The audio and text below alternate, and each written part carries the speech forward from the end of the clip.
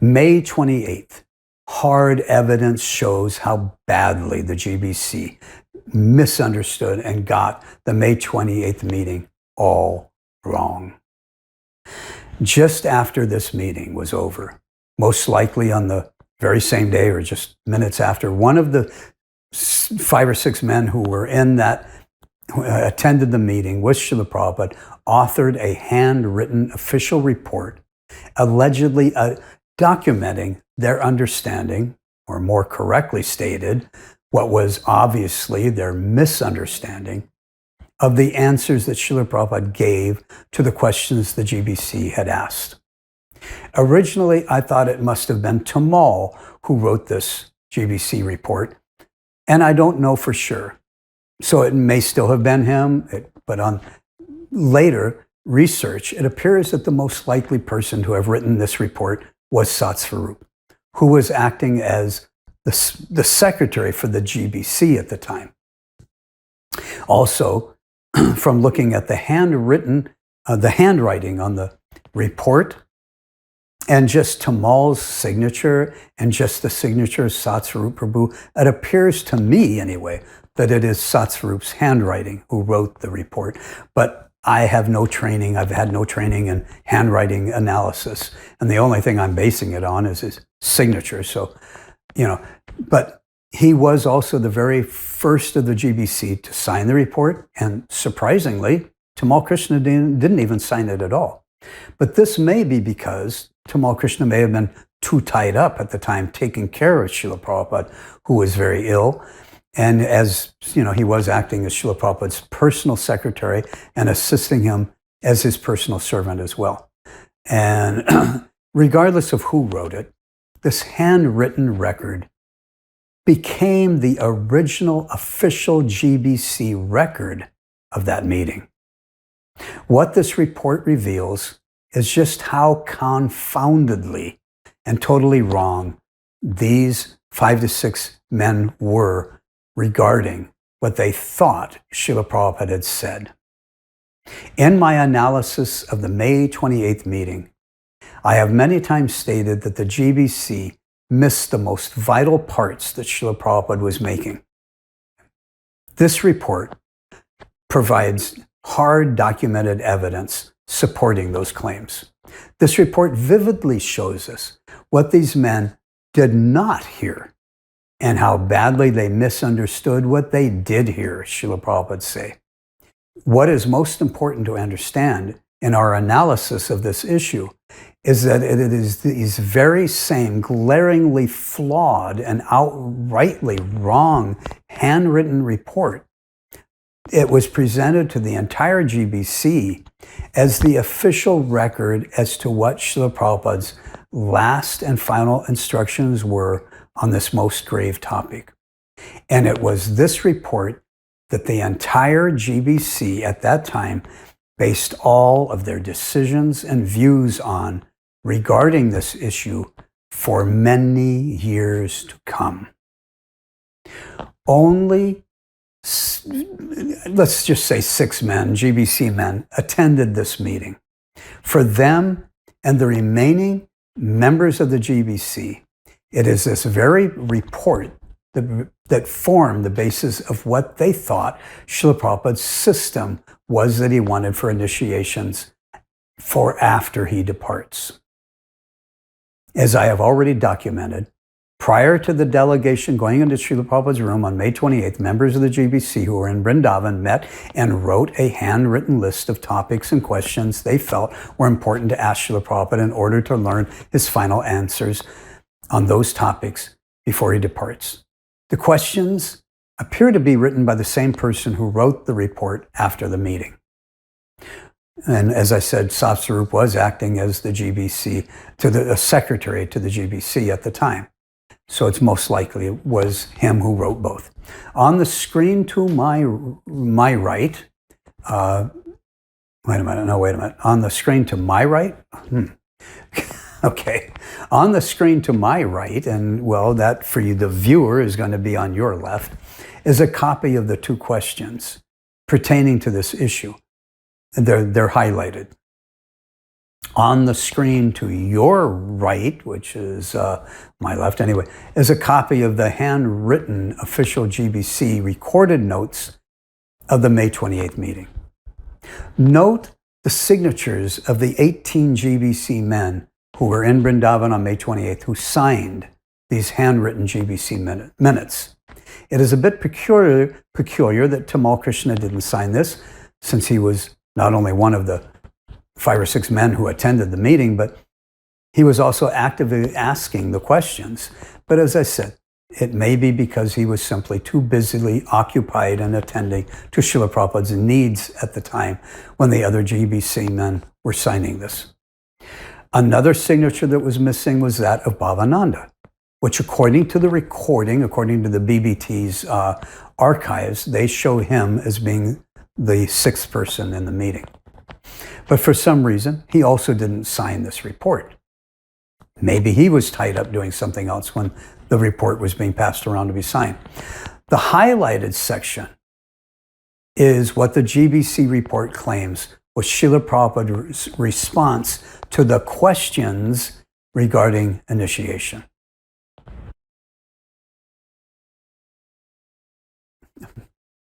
The GBC formal minutes reads as follows. Srila Prabhupada said he will appoint several devotees who shall perform initiation in the future, even after his disappearance. The disciples they accept will be their disciples, and Srila Prabhupada will be their grand spiritual master. Whoa.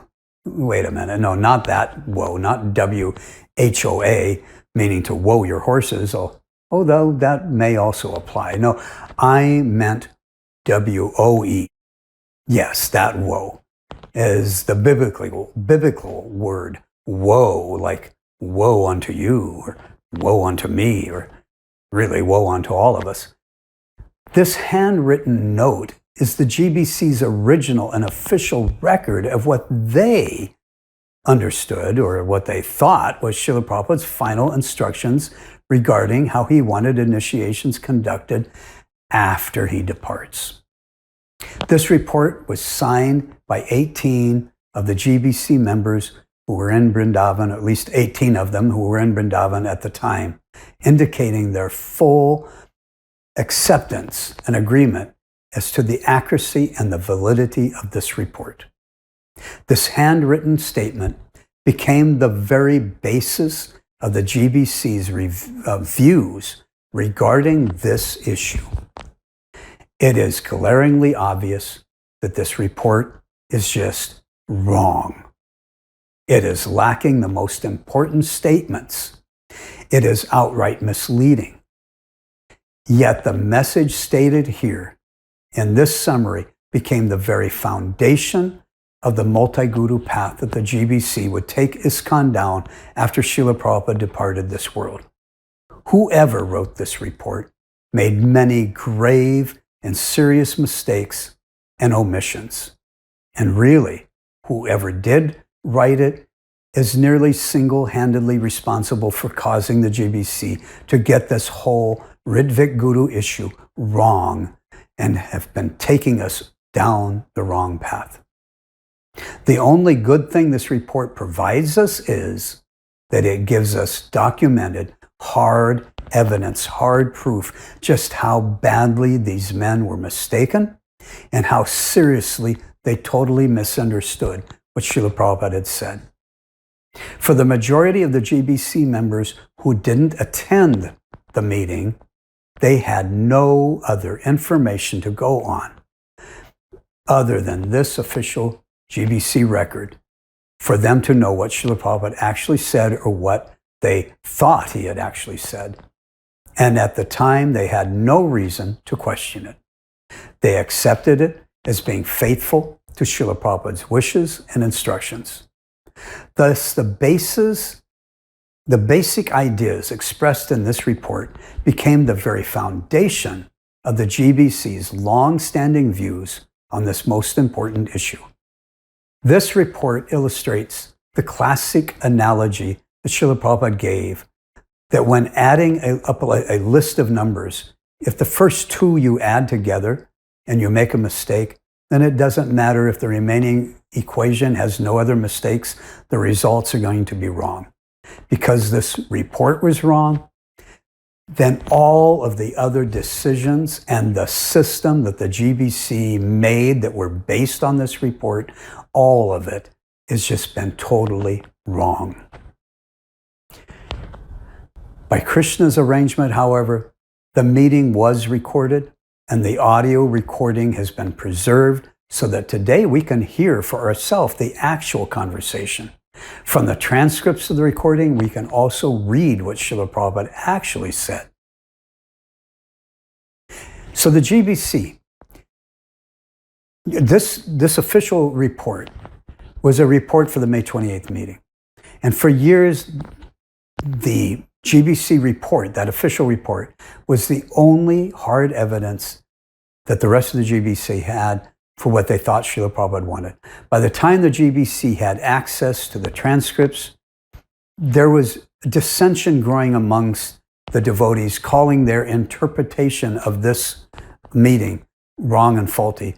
But the GBC felt obligated that they thought that this is what Srila Prabhupada had wanted. So the GBC stuck by the path they had taken, and they rejected any other opposing understanding of what Srila Prabhupada is really saying or wanted. But to best understand this issue and how the GBC accidentally and mistakenly took us down the wrong path, let's analyze the report and compare it to what Srila Prabhupada actually said. Then we can see just how far off this report was. Let me forewarn that many of the points we will be making here have already been made in the analysis of the meeting itself. But we will now be making them as they relate to the report and how and why the GBC chose to take the path they took on this faulty and misleading report, based on this report. The main reason why I'm going to repeat some of what I've already stated is to keep the timelines separate. We have already discussed the actual May 28th meeting itself, and now I want to focus on the official report. Because if it's also of such importance, it deserves taking the time to analyze it separately. Now recall, before I read these questions off, recall that Prabhupada had been speaking to Tamal about the Ridvik system several days before this meeting, several days before they wrote these questions down. So the question, especially number 3, is not asking about the procedure for a normal, regular initiation. So the GBC knew how to, what the procedure was for a regular initiation. They're specifically asking Srila Prabhupada about that Ridvik system that he had been talking to Tamal about and Tamal had told them about. So that is the nature of these questions. They are to confirm with Srila Prabhupada what that system was, how the procedures were to be done in that system, and what is the relationship of the person who conducts those ceremonies. What's his relation to the person who's getting initiated? That was what their questions were. Now let's read how they wrote them. 3, in the absence of Srila Prabhupada. Notice that the question is only directed for after Srila Prabhupada departs. They weren't even interested in what's going to happen in the present before he departs. Because now they're saying the Ridvik system was only about in the presence while Prabhupada was present and not about after. But notice the question was only, they were only interested in the absence of Srila Prabhupada. 3, in the absence of Srila Prabhupada, what is the procedure for first, second, and sannyas initiations? 4, what is the relationship of the person who gives this initiation, this Ridvik initiation, to the person he gives it to? That is the nature of those questions.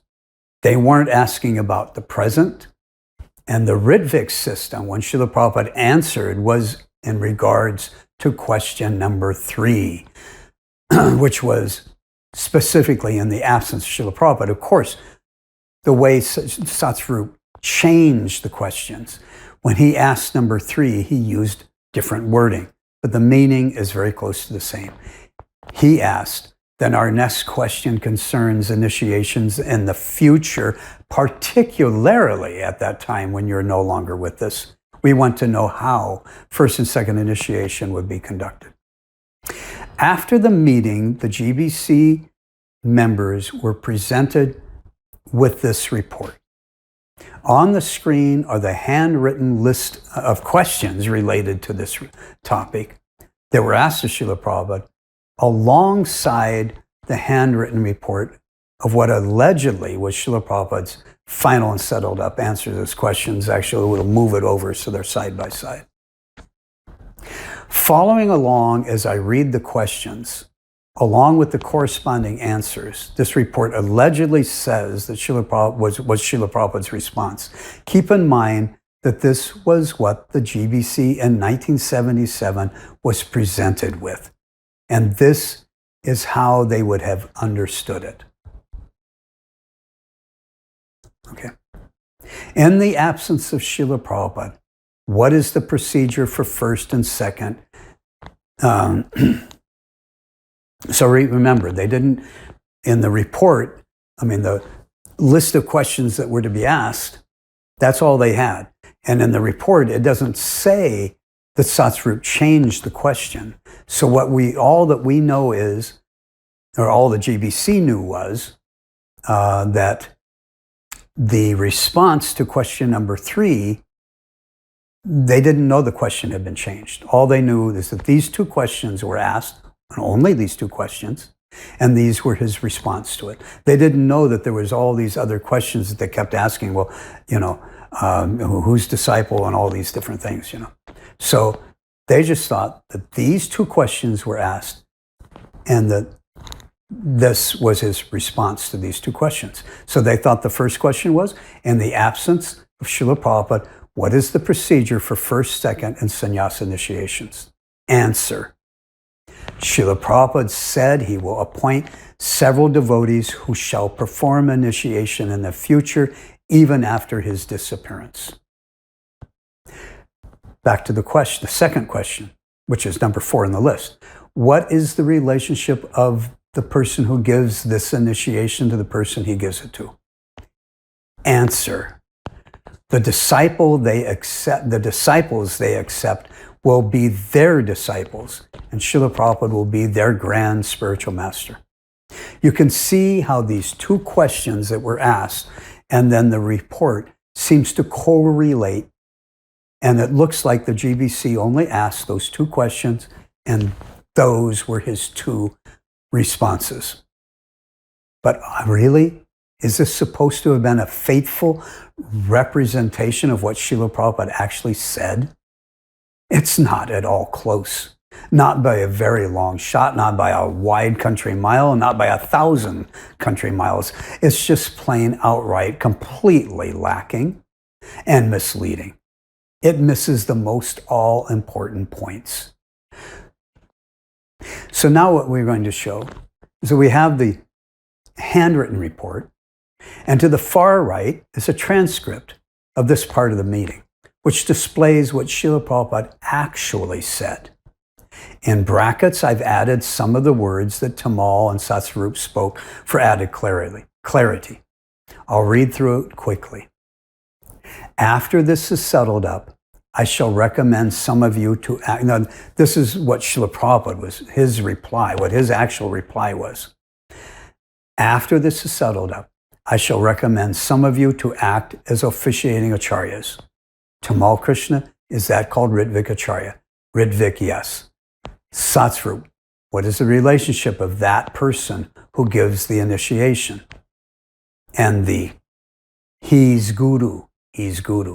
Satsvarup, but he does it on your behalf. Yes, that is formality, because in my presence one should not become Guru. So on my behalf, on my order, Amara Agnaya Guruhana, be actually Guru, but by my order. They're their disciples.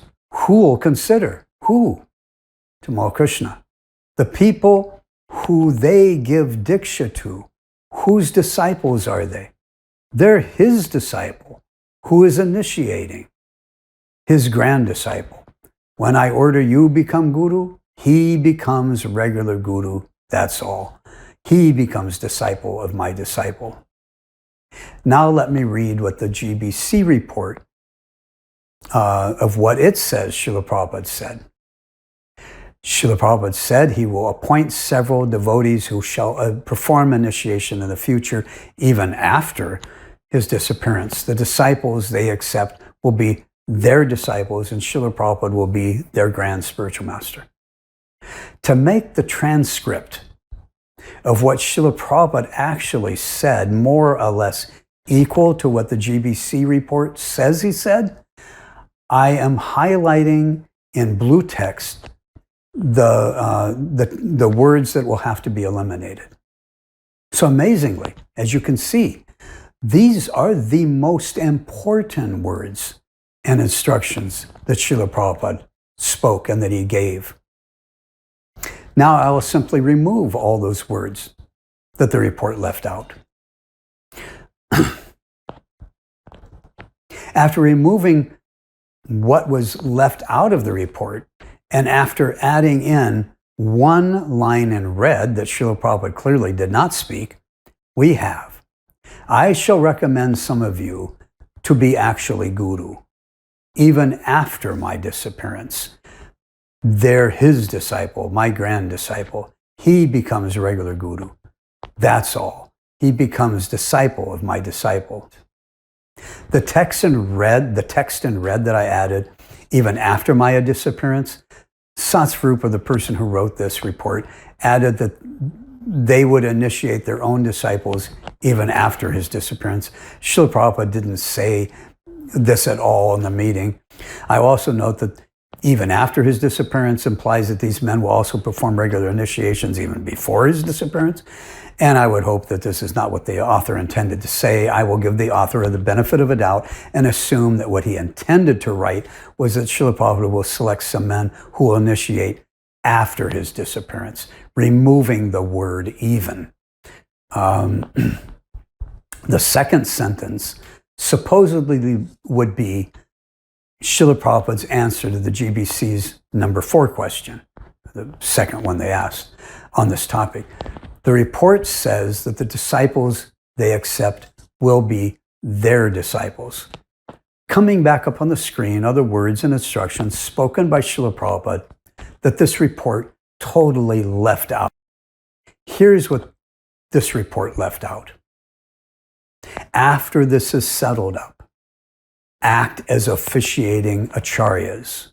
Tamal Krishna, is that called Ritvik Acharya? Ritvik, yes. Because in my presence one should not become guru. So on my behalf, on my order, Amara Agnaya Gurahana, but by my order, when I order, you become guru. The GBC report left out the most important words and instructions that Srila Prabhupada actually gave. The very first words and point that the report totally left out are the 5 keywords. These 5 keywords would have changed the entire understanding of the response that Srila Prabhupada was giving that day. After this is settled up. These 5 words, they just change everything. These 5 words tell us that this issue, this question that was asked of him on that day, this was not settled yet as of May 28th. What these words were intended by Srila Prabhupada to inform these men that this was not and he could not give a final answer to this question that day. That would have to wait until after this is settled up. If the person who had written this report had included the purport of these 5 keywords, it would have changed everything. If the report had faithfully stated that when Srila Prabhupada was asked how initiations would be conducted after he departs, and his reply was that he had not settled this yet, but after he has settled it, then he will select some men to act as officiating acharyas, who he then said were Ritviks, then the rest of the GBC would have reached a totally different conclusion, and they would have made totally different decisions, especially where they reached a different conclusion concerning the July 9th letter. This was the most important point of his response to their first question. If this was included in the report, then the entire GBC body would have understood that he did not give any settled up answer to that question, not on that day, and they would have to wait until after this was settled to know his final and settled up answers. How will they know when Srila Prabhupada has settled what he wants? Srila Prabhupada told them after this is settled, then he will recommend some of the GBC to act as officiating acharyas or officiating Ritvik acharyas. That is what should have been written in the report, because that is what Srila Prabhupada actually said. That was his actual response to their first question. His response to that question was that it wasn't that he would soon select men who would become regular gurus. Obviously, that is not what he said in answer to that first question. 5.5 weeks later, after this date, Srila Prabhupada had a document written in which he selected 11 men to act as his Ritvik representatives, and in that document, he gave the details of how those initiations were to be conducted. In other words, in that letter, which he gave 5.5 weeks after the May 28th meeting, that is when he informed the GBC that this issue as to how these initiations were to be conducted after he departs, it wasn't settled until 5.5 weeks later within that letter. That is where he gave his settled up instructions. And he gave it in a formal document with his signature. If these 5 words, along with the fact that Srila Prabhupada said he would be selecting officiating Ritviks or Ritvik acharyas, would have been, this would have prompted the GBC, if they had been included in this report, then this would have prompted the GBC to have then accepted the July 9th letter as the system that he actually wanted for after he departs. This is why I refer to these 5 words as the 5 key words that unlock the answers to this issue. That's why I say these 5 words change everything. By having omitted these 5 key words and their purport from this report, the GBC had no clue that Srila Prabhupada had not given his complete or settled up answer to that question this day. The next words and instructions that this report leaves out is in regards to the unique titles that Srila Prabhupada gave concerning those who would conduct the initiation ceremonies after he departs. Srila Prabhupada had said that he would soon select some men who would act as officiating acharyas. And he says that that will be, that is the same as Ritvik acharyas. In the GBC report, it says that he would soon select some men who would be regular gurus. Just see how wrong that report was, how misleading it was, how mistaken it was, how faulty it was. So Srila Prabhupada said that he would soon select some men who would act as officiating acharyas. And in his books, Srila Prabhupada has used this word officiate in reference to those who would conduct official duties on behalf of an office on behalf of the actual person who was not present at the time. For example, when Indra was absent from his post, another demigod officiated on his behalf. When Yamaraj was not present, another sage would officiate on his behalf. This title, officiating acharya, was unique. Srila Prabhupada had never used it before or after. It was given as the title for those who would officiate on his behalf regarding initiations when he was no longer present. He would select some men to act to officiate on his behalf. When Tamal asked if these officiating acharyas were the same as Ritvik acharyas, Srila Prabhupada that Srila Prabhupada had been discussing just days earlier, Srila Prabhupada replied in the affirmative, Ritvik, yes. This title, officiating acharyas, who will also be known as Ritviks, was left out of this official report. This is vital and important information. The rest of the GBC should have been made aware of it. By omitting this from the report, the rest of the GBC body had no clue that those who would conduct initiation ceremonies after he departs were to be known as officiating Ritviks. Therefore, and they didn't know that the Prabhupada had not yet settled how he wanted those initiations to be conducted. Therefore, when Srila Prabhupada gave the names of the 11 Ritvik representatives in the July 9th letter, the GBC did not take them to be representatives for after he departs, but they concluded that they could only be before he departs. But the May 28th question specifically targeted for how those initiations would be conducted after he departs. Srila Prabhupada was reply with, he couldn't answer that question yet because it wasn't fully settled, but that he would settle it when he selects the officiating acharyas, implying that they would be representing him. They would be officiating on his behalf, and that he referred to them by the word Ritvik.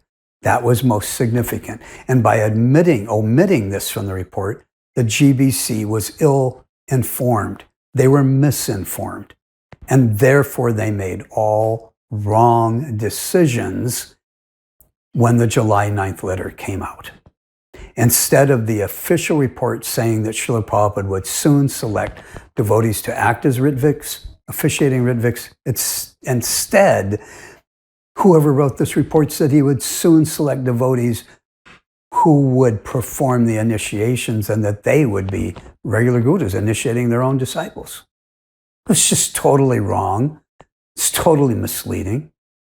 And the other most important words and instructions that Srila Prabhupada gave were also glaringly omitted from the report. And they were, on my order, but by my order. When I order, you become guru. These were the most significant instructions that Srila Prabhupada, His Divine Grace, gave regarding this issue, especially regarding how anyone would become an actual guru. They informed that Srila Prabhupada's order must be given before anyone can become an actual or regular guru.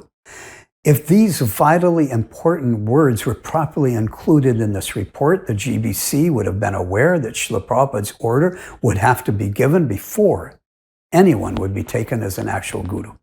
If they were anticipating that Srila Prabhupada would select men to become the next regular gurus who would take their own disciples, the GBC would have been looking for and aware that Srila Prabhupada's direct order would still have to be given first. In place of these words, informing that it is on his order that one can become guru, this report substituted the word after his disappearance. This was a catastrophic failure to not only dismiss and not include at all Srila Prabhupada's instruction that it is on his order, but by his order, when he orders, that one can become a regular guru. But on top of just leaving these most important words out, they replace on my order with basically on my disappearance. This is just wrong in the strongest of terms. By omitting these all-important key words and instructions, this report by the GBC was a blundering, catastrophic calamity in the first degree. It completely and totally misrepresented what Srila Prabhupada had actually said that day. And yet this report, it is all that the rest of the GBC had to go on for years. This totally flawed and mistaken report is all that the rest of the GBC had in order to base their views on, their critical decisions on regarding this issue and what they thought Srila Prabhupada had actually instructed and what he desired regarding this issue. In Srila Prabhupada's response to question number 4, which is the second question on this topic, Srila Prabhupada never mentions anything about Ritviks initiating their own disciples, unless, of course, he also gives his order to a Ritvik and asks and orders him to become an actual guru. But he never said that the Ritviks he would soon name would take their own disciples. That was taken from when he was speaking about the persons who he will have given his order to become regular guru. These are entirely two separate entities and two separate topics. What this report shows is the person who wrote this report, they cut out the most vital and important instructions Srila Prabhupada gave. And for some reason, that person thought that those instructions and those words were just not important. Then they like copied just the words that they wanted to hear, from the first half of the conversation regarding Ritviks, and then they copied words that they wanted to hear, selected words from what Srila Prabhupada said regarding actual gurus, and those will he have given his order to, and they pasted these two separate topics together and came up with something totally other than what Srila Prabhupada had actually said or wanted. But just see how wrong and misleading this report was. The report clearly does not reflect what Srila Prabhupada was actually saying or what system he actually wanted. What this report should have stated is as follows. 3, in the absence of Srila Prabhupada, what is the procedure for first, second, and sannyasa initiations? Answer. Srila Prabhupada deferred any final answer until after this is settled up. At that time, he will recommend some men to act as Ritvik acharyas, and they will initiate on Srila Prabhupada's behalf. Number 4, what is the relationship of this person who gives this initiation to the person he gives it to? Since this question is so poorly worded, the question itself is totally misleading. The person who gives initiation is the guru, and the person who he initiates as his disciple. The question wasn't asking about the relationship of the officiating Ritvik who performs the ceremony. It was actually asking about the actual guru. So the question itself is misleading. However, what the report should have stated is that Srila Prabhupada had stated 3 times that his order must be given before one can become actual regular guru. Once he has given that order, that person will initiate their own disciples. My personal assessment. It is obvious that whoever wrote this report missed all the most important words and instructions that Srila Prabhupada spoke. They misunderstood what he was saying. To be so wrong about this, that person had to be under the influence of Maya. Previously, we have pointed out that this very well could have been Lord Krishna's Yoga Maya. But just as with Karna, Krishna could have informed the Pandavas and Duryodhana who Karna really was. And by doing so, that would have prevented the Pandavas from so much tribulation. But Krishna chose a different outcome. Why? God only knows. But we can't just blame our own personal shortcomings on Krishna. Krishna didn't force Dhritarashtra, Sakuni, or Duryodhana to be so envious. Their envious nature and the actions it spurred is on them. This is why it is said that with our limited minds, we can never understand the intricate workings of the Supreme Personality of Godhead. He does one action and so many actions ensue. And so many reasons are just behind one simple action by Lord Krishna. Even if Lord Shri Krishna allowed or even wanted that ISKCON for decades would go down the wrong path, and therefore it was he who made the arrangements for this to happen, because this is the material world and it is Kali Yuga. At the same time, he would not have chosen someone to make those mistakes if that person had not their own strong material desires that they were desiring to fulfill. The same with Sakuni or Dhritarashtra, etc. They may have ultimately assisted in carrying out what Krishna ultimately wanted, but they played the parts they did because of their own enviousness. Krishna selected them to carry out their roles because that is where they were at spiritually. Therefore, their bad actions are due to their fallen nature. Yes, Satsvarup and Tamal and others who wrote and upheld this lacking and misleading report may have done so ultimately, carrying out Krishna's plan, but that doesn't mean they were without fault. No, they were in Maya, due to their own shortcomings. Lord Krishna had also put Arjuna under his Yoga Maya spell, but that wasn't due to Arjuna's shortcomings. Then you might ask, why do I say that regarding these men it was due to their shortcomings? Because it is simple to see the differences.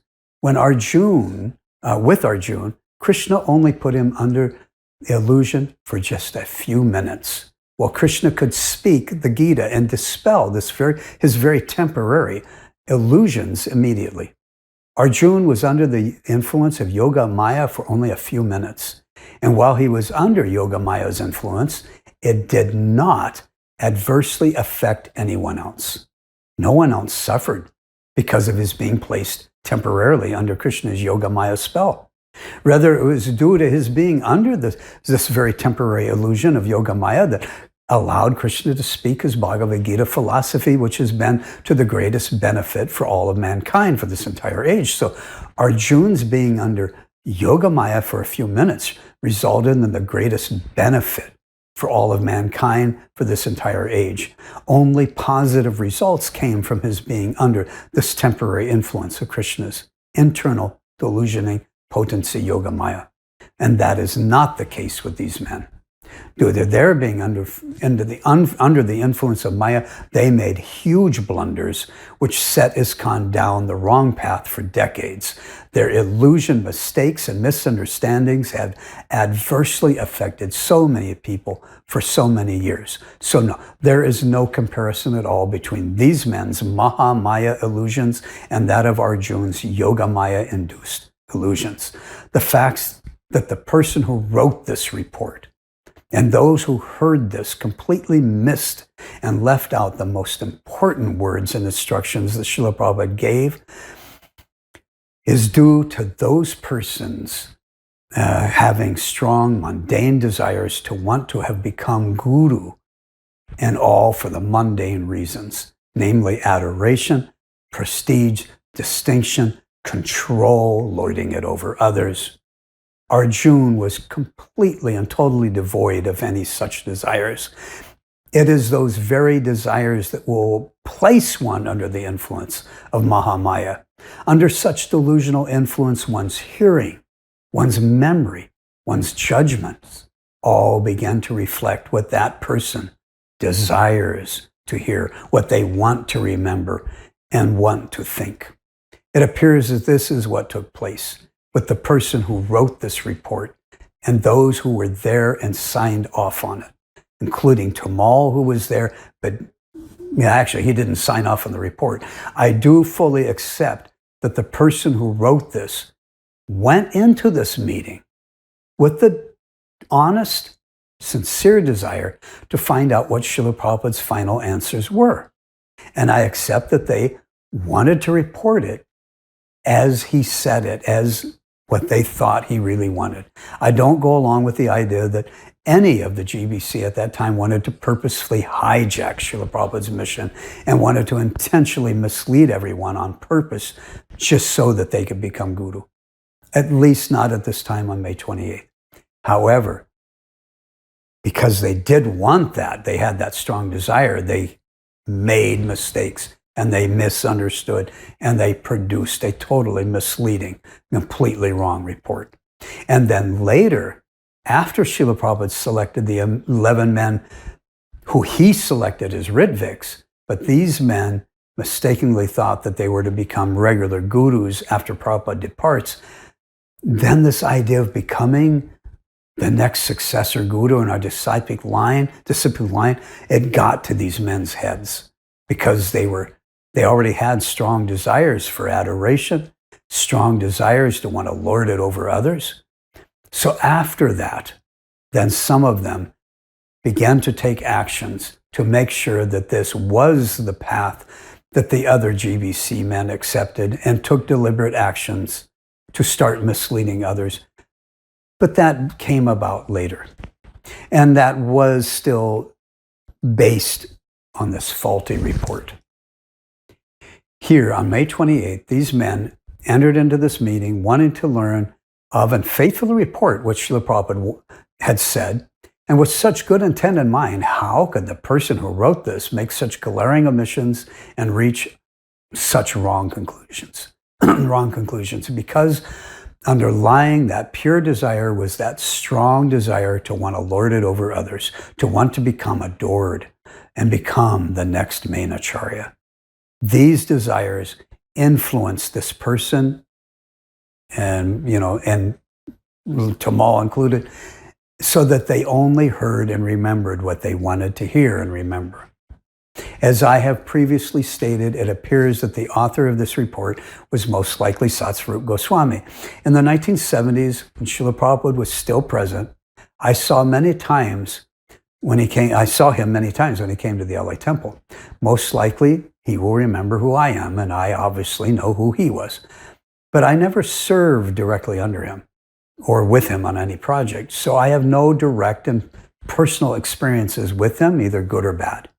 Rather, back in 1977, I respected him as a leading senior devotee, and I considered him to be a very fortunate soul to have had the blessings of having so much of Srila Prabhupada's personal association. The only black spot was when I found out that he had joined with Rameshwar in lying to us about Srila Prabhupada's personal request for all of us to come to Vrindavan. See my personal story about what I'm talking about there, and refer back to that. But in the mid to late 1990s, I had a somewhat disturbing interaction with Satsvarup, where he revealed, at least on a totally different topic that I had raised with him, that in regards to that topic, he showed a total disregard for what Srila Prabhupada actually said. I was very disturbed by this at the time. In my interaction with him, he clearly showed that he was only concerned in presenting his personal views on that particular topic, even when he knew that those views were not the views that Srila Prabhupada had taught.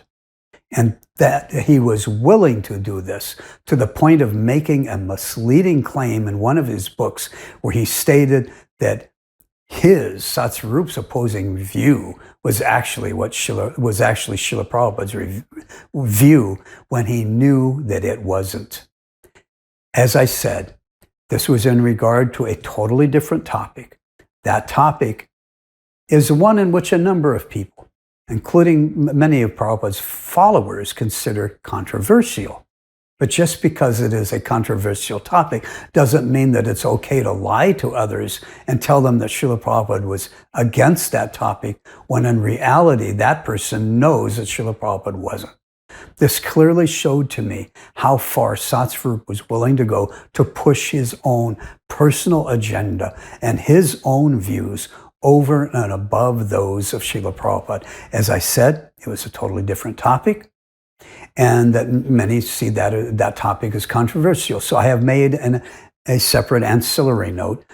Satsvarup remembers only what he wants. So you can click on that if you want to view it. Now this ends our examination of the GBC's record of the May 28th meeting. Actually, I am going to take a break now. And in fact, this is going to be the end of where I have added in and made changes. I'm going to go back to what I recorded a few months ago for the rest of the presentation. All right, Hare Krishna.